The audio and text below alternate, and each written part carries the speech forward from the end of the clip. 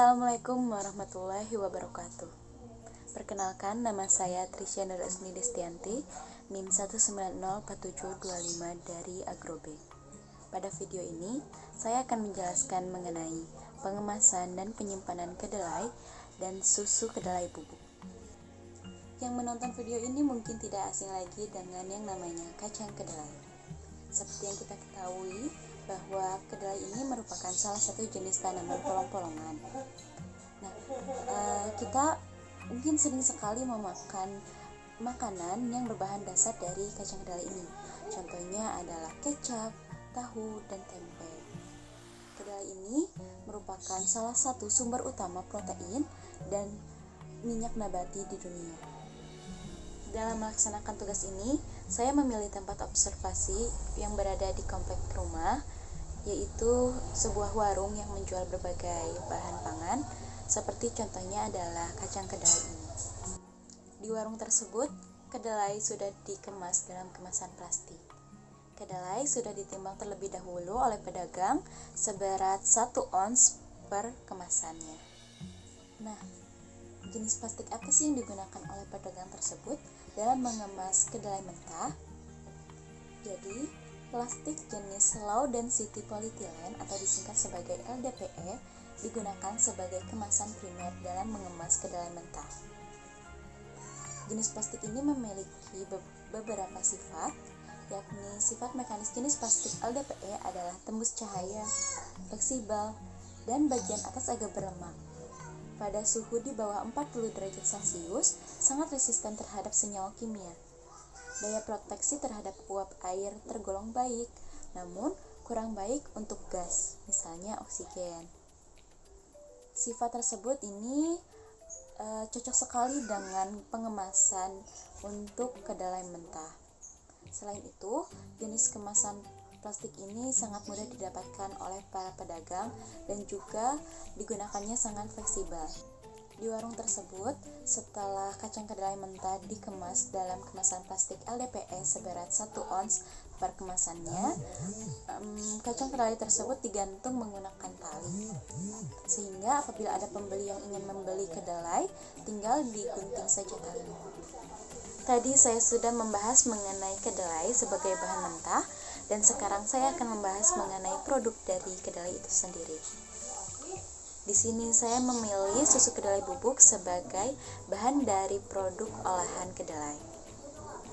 Susu kedelai adalah minuman susu nabati yang dibuat dari kedelai.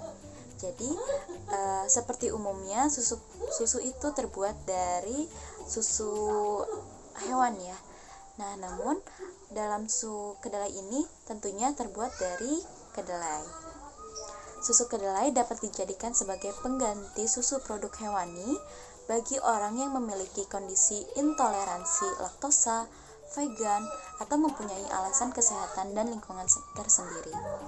Jadi bagi orang yang tidak menyukai atau alergi pada susu hewani seperti susu sapi ataupun susu kambing, susu kedelai ini bisa menjadi pilihan. Dalam menyelesaikan tugas ini, saya mengambil referensi studi literatur dari Universitas 11 Maret yang berjudul Pengemasan dan Penyimpanan Susu Bubuk di PT Sari Husada Unit 2 Kemudo Prambanan, Klaten, Jawa Tengah, yang ditulis oleh Tono pada tahun 2007 sebagai laporan tugas akhir D3-nya.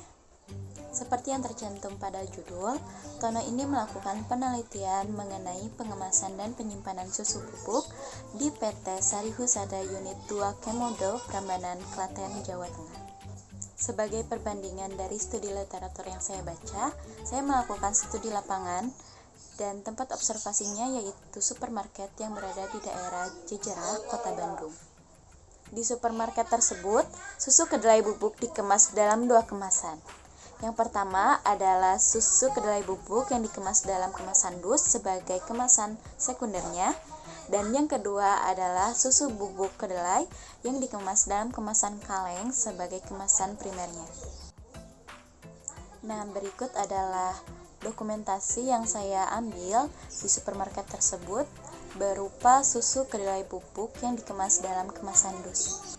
Tadi saya menyebutkan bahwa susu bubuk kedelai yang dikemas pada kemasan dus itu berupa kemasan sekundernya. Kalau gitu, apa yang menjadi kemasan primer susu bubuk kedelai tersebut? Jadi, kemasan primer dari susu bubuk kedelai tersebut adalah aluminium foil. Pada dasarnya, produk susu bubuk sangat peka terhadap perubahan rasa dan warna selama proses penyimpanan. Agar rasa dan warna tidak hilang, maka sangat tepat apabila susu bubuk dikemas dalam aluminium foil. Selain itu, aluminium foil mempunyai sifat hermetis. Sifat hermetis itu seperti apa? Yaitu yang kedap udara, kedap air, dan kedap cahaya. Dan juga tentunya fleksibel. Hal ini disebutkan oleh Sharif pada tahun 1988. Jadi, oleh karena itu, aluminium foil tentunya sangat cocok untuk menjadi kemasan primer untuk susu bubuk kedelai. Setelah produk susu bubuk kedelai dikemas dalam kemasan primer berupa aluminium foil, selanjutnya dikemas lagi menggunakan folding box sebagai kemasan sekundernya. Kemasan folding box ini digunakan karena kemasan tersebut dapat melindungi kemasan primer dan tidak bersentuhan langsung dengan produk. Model yang digunakan yaitu model lipatan terbalik karena perakatnya berada di atas dan di bawah kemasan. Pada folding box ini kita dapat menuliskan beberapa informasi mengenai produk kita. Setelah produk dikemas dalam kemasan sekunder, kemudian dikemas kembali menggunakan kemasan tersier, yaitu berupa karton box. Karton box yang digunakan adalah karton yang bergelombang. Karton box bergelombang vertikal dan berdinding tunggal, cocok untuk mengemas susu bubuk yang menggunakan arah peletakan alur dalam kemasan. Fungsi karton box ini yaitu untuk melindungi dari getaran-getaran, tekanan, cahaya, serta mempermudah dalam pengangkutan dan pendistribusian. Kemasan karton box yang digunakan berjenis single wall dan double. Di supermarket, produk susu bubuk kedelai yang dikemas dalam kemasan dus disimpan dalam rak terbuka dan suhu ruang. Selanjutnya adalah produk susu bubuk kedelai yang dikemas dalam kemasan kaleng. Berikut adalah dokumentasi yang saya dapatkan di supermarket. Kemasan kaleng susu bubuk kedelai ini ada 3 bagian. Yang pertama adalah kaleng itu sendiri terbuat dari tin plate. Kemudian di atas kaleng ada aluminium foil yang berfungsi sebagai batas agar produk susu bubuk tidak bersentuhan langsung dengan tutup kaleng. Selain itu agar menjaga hermetisnya.